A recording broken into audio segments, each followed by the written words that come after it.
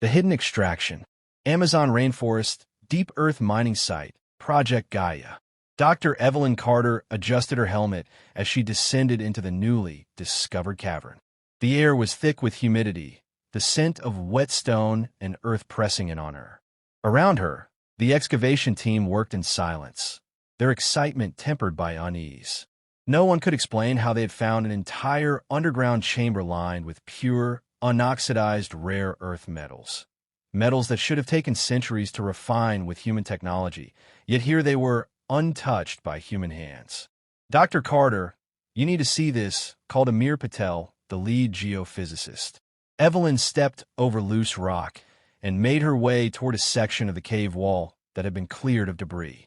Embedded in the rock was a structure, something metallic, smooth, and impossibly advanced. It wasn't the corroded remains of an ancient civilization. It was pristine. A perfect seam ran along the metal, resembling a hatch or an entry point.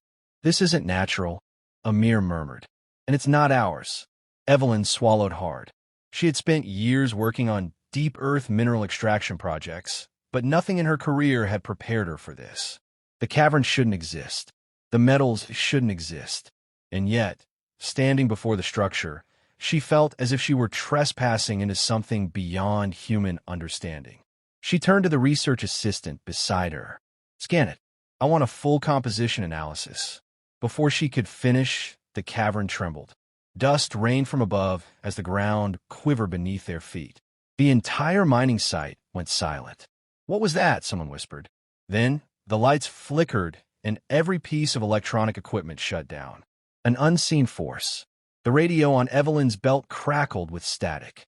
No voices, no emergency signals, just an unnatural silence, stretching across the entire site. Then, the shadows began to move. At first, it was subtle, a ripple along the far side of the cavern, a shifting darkness where no light should have been. Evelyn narrowed her eyes, tried to focus. That's when she saw it. A shape, tall and indistinct, moving with fluid precision. It was there one moment, then gone the next, flickering between the cavern walls like a mirage. "Did you see that?" Amir hissed. Evelyn nodded, barely breathing. Before she could react, a scream cut through the silence. One of the excavation crew had vanished, his headlamp rolling on the ground, casting erratic beams across the walls. Then, another scream. The shadows moved again, closer this time. "Everyone back to the surface," Evelyn ordered. The team scrambled toward the lift, but the mechanism was dead. The power outage had disabled everything. They were trapped. Then, without warning, the metallic structure groaned. A seam in its surface split open, revealing a hollow corridor beyond, illuminated by a faint, pulsating blue light. The air around it shimmered with unseen energy. "This isn't a cave," Amir whispered in horror. "It's a facility, a desperate escape." Evelyn had no time to process the implications. The moving shadows were converging, their forms coalescing into something solid, something humanoid yet distinctly alien. One of the miners pulled a flare from his belt and struck it. The sudden burst of red light illuminated the cavern. For the first time, Evelyn got a clear look at their pursuers. Sleek bodies, taller than any human, with elongated limbs that bent at unnatural angles. Their forms shimmered, adapting to the darkness like living camouflage. But their faces, if they could be called that, were smooth, featureless voids, pulsing with strange, golden energy. "Move!" Evelyn shouted. They sprinted toward the manual ladder, the only way back to the surface. One by one, they climbed, gasping for breath. Below, the creatures did not chase them. Instead, they stood near the metallic doorway, watching, studying. As Evelyn reached the top of the shaft, a deafening sound erupted from below, a pulse of energy that sent shockwaves through the cavern. The metal door sealed itself shut, erasing all evidence of the structure beneath. The shadows receded. The lights flickered back on. Everything was normal. Except it wasn't. A dangerous truth. Hours later, the site was placed on lockdown. Military vehicles surrounded the entrance. Men in black tactical gear swarmed the area, confiscating data drives, hard drives, and physical samples. A man in a dark suit, his face unreadable, approached Evelyn. "You didn't see anything," he said flatly, "and neither did your team." Evelyn's jaw tightened. "We have a right to know. You have the right to stay alive, Dr. Carter." His voice was calm, but there was no mistaking the threat. Forget this ever happened. The next day, all records of Project Gaia were erased. The site was abandoned. The world moved on. But Evelyn Carter knew the truth. And she wasn't going to forget. The owners of Earth. Undisclosed safe house, Geneva, Switzerland. Dr. Evelyn Carter sat at a long steel table in a dimly lit room, her fingers wrapped around a cup of untouched coffee. The data drive she had smuggled out of the Amazon trembled in her grip. She had barely escaped with it. While the rest of her research had been erased, this tiny device held proof that humanity was not alone. Across from her sat Daniel Reeves, a former intelligence officer turned whistleblower. He had deep-set eyes that spoke of too many years spent knowing the truth but being unable to act. "This isn't the first time," he said. Evelyn frowned. "What do you mean?" Reeves leaned forward, tapping the table. "What you found in the Amazon. It's just one of hundreds of extraction sites. These operations go back thousands of years. Every major mining disaster, every unexplained cave-in. Most of them were cover-ups for alien activity." Evelyn's mind reeled. "You're telling me governments have known about this?" He allowed a dry chuckle. "Of course. You think the Cold War was just about ideology? Countries weren't just fighting over land. They were fighting over access to these alien operations, trying to figure out what was being taken from right under our noses." Evelyn took a slow breath. It made sense. The untraceable mineral shortages, the sudden collapses of mining operations with no clear cause. But the implications were staggering. She slid the data drive across the table. "Then let's prove it. The evidence." Reeves plugged the drive into a secure terminal. A holographic display flickered to life, casting eerie blue light over their faces. Rows of encrypted files scrolled down the screen, along with maps of Earth riddled with glowing red markers, extraction sites. Then, a symbol appeared, a series of interlocking rings surrounding a jagged asteroid. Reeves swore under his breath. "The Consortium," he muttered. Evelyn narrowed her eyes. "Who?" Reeves exhaled sharply. "An intergalactic mining syndicate. They don't conquer planets. They don't make first contact. They lease. They extract what they need and move on. And if the native species gets in the way," he didn't finish the sentence. Evelyn's stomach twisted. "How long have they been here?" Reeves clicked another file. A series of dates appeared, stretching back not centuries but millennia. "They were here before the pyramids were built," Reeves murmured. "Before humanity even understood metallurgy, they were already pulling minerals from the Earth." Evelyn clenched her fists. "And what happens when we run out? When Earth isn't useful to them anymore?" Reeves looked at her grimly. "Then we're just another abandoned mine. The human conspiracy." A new file loaded. A video feed, grainy but decipherable. A meeting between human officials and something inhuman. Tall figures cloaked in shadows, their voices distorted, speaking in a language that sent shivers down Evelyn's spine. And then, in perfect English, a single phrase. "The terms of extraction remain unchanged." Evelyn's breath hitched. "Governments have been making deals," Reeves said bitterly. "They let the Consortium take what they need in exchange for limited technology, just enough to keep us under control, but never enough to challenge them." She felt sick. "You mean we've been selling out our own planet?" Reeves nodded. "And it gets worse.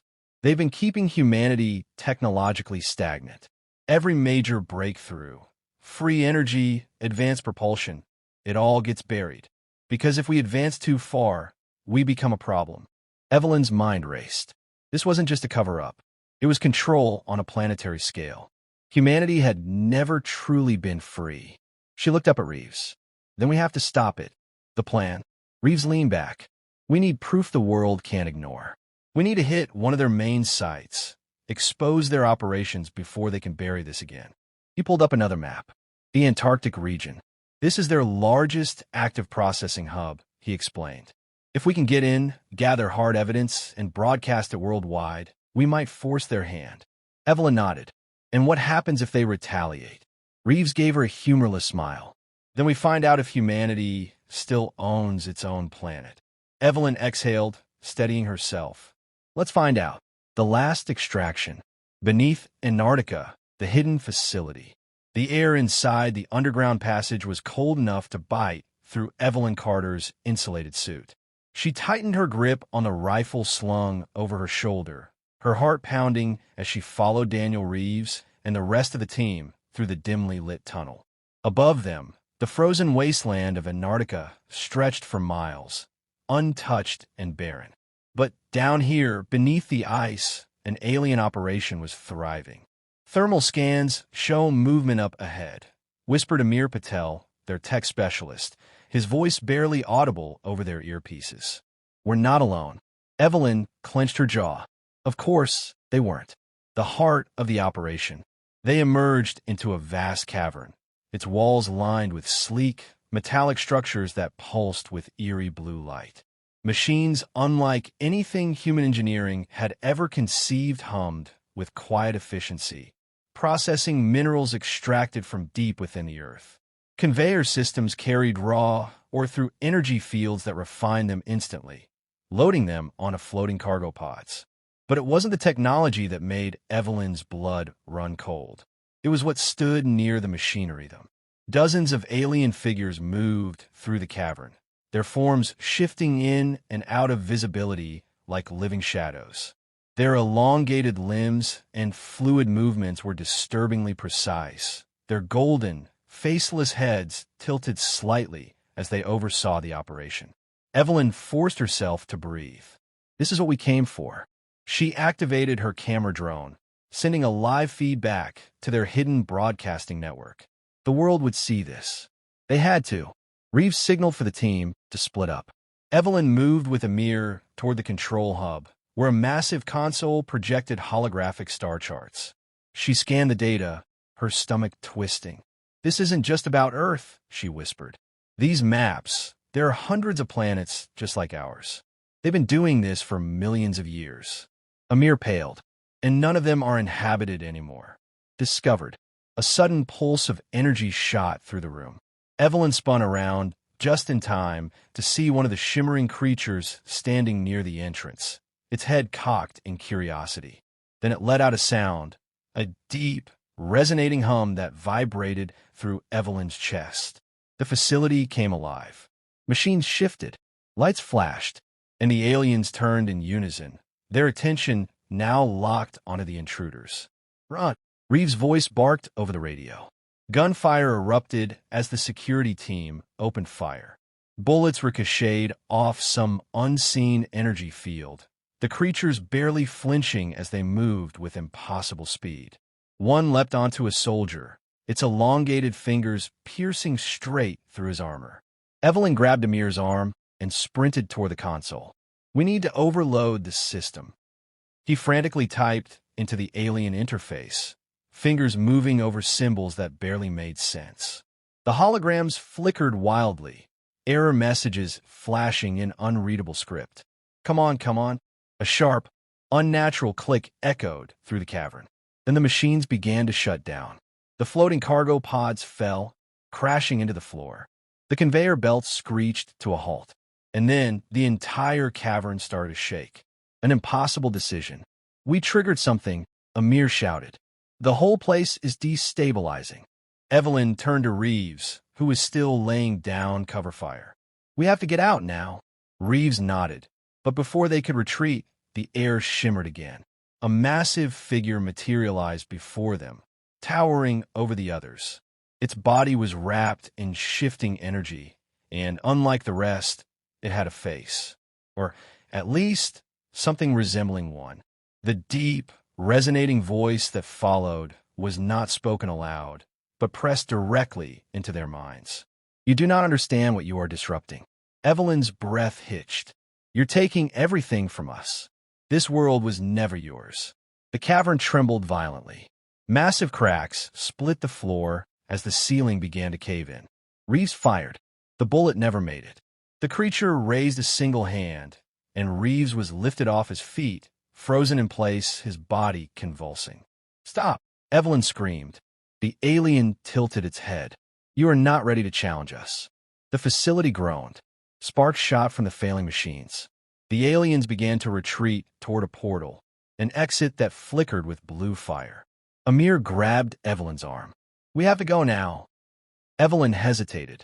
If they let the aliens escape, they might return stronger. But if they stayed, they'd die here. Grinding her teeth, she turned and ran. Behind them, the cavern collapsed. The alien portal winked out of existence. The facility, their operation, was gone. But the war had just begun. Ownership price. Unknown safe house, Geneva, Switzerland. The world was no longer the same. Dr. Evelyn Carter sat in front of a dozen monitors, each displaying a chaotic display. News channels struggled to explain the leaked footage of an underground alien mining operation beneath Antarctica. Social media exploded with theories. Some dismissed it as an elaborate hoax. Others claimed that humanity had been living under alien control for centuries. But the truth was out, and the Consortium was not happy. Daniel Reeves stood beside her, arms crossed. He looked tired, his face scarred from their escape. They're retaliating. Evelyn's stomach turned. How bad? Reeves pointed to a screen. A satellite image showed an entire mining town in Siberia missing. Where there had once been industrial facilities and people, there was now only scorched earth. They're wiping out the sites, Reeves said, covering their tracks. Amir Patel entered the room, breathless. We intercepted a transmission. He threw a pill onto the table. This isn't just about cleanup. They're debating whether to scrap the project altogether. Evelyn frowned. What do you mean? Amir tapped the screen. The translated message appeared. Human progress has exceeded acceptable limits. Initiate full asset liquidation. Reeves swore under his breath. They're considering a full planetary cleanup. Evelyn's blood ran cold. They want to wipe us out. A message from the owners. The lights flickered. A deep echo filled the room, vibrating off the walls. Then, every monitor went black, except one. A single figure appeared. It was the entity from the Antarctic facility. Its presence was suffocating even through the screen.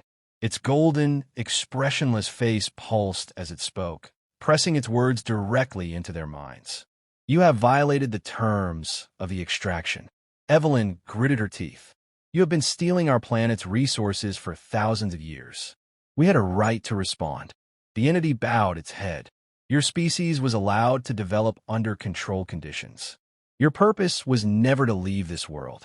Now, you threaten our operation. It cannot continue. Reeves clenched his fists. So what? You will wipe us out like the others. There was a pause. Then, for the first time, the entity's tone changed. There's an alternative. Evelyn closed her eyes. What alternative? Transfer. A new image appeared. A barren world, rocky and desolate. Your race will be transferred to a controlled environment. You will be allowed to live. But the Earth will be ours. The room fell silent. The choice was clear.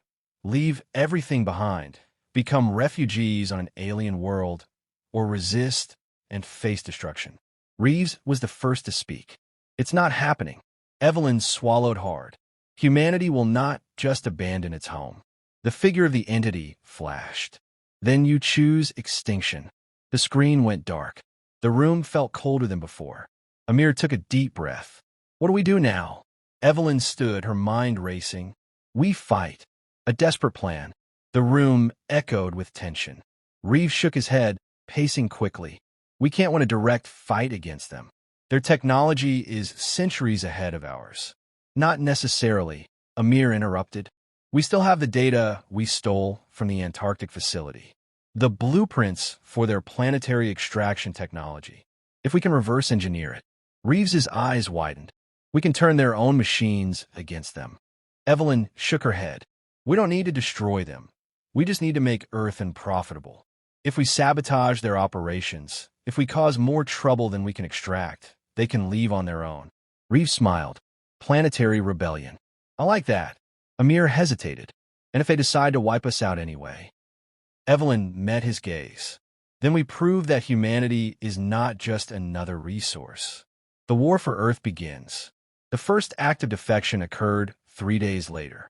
A Consortium mining station in the Pacific Ocean, one of the largest remaining sites, was hit by a massive EMP blast, disabling its processing units. Hours later, an underground facility in Africa was infiltrated by rogue military forces, setting off a chain reaction that collapsed the mine. The attacks spread across the globe. The Consortium responded with calculated precision, but humanity continued to fight like a living organism that refused to be used. Nations that had been enemies just weeks before now united against a common enemy, forcing the enemy to flee with deep wounds and securing Earth.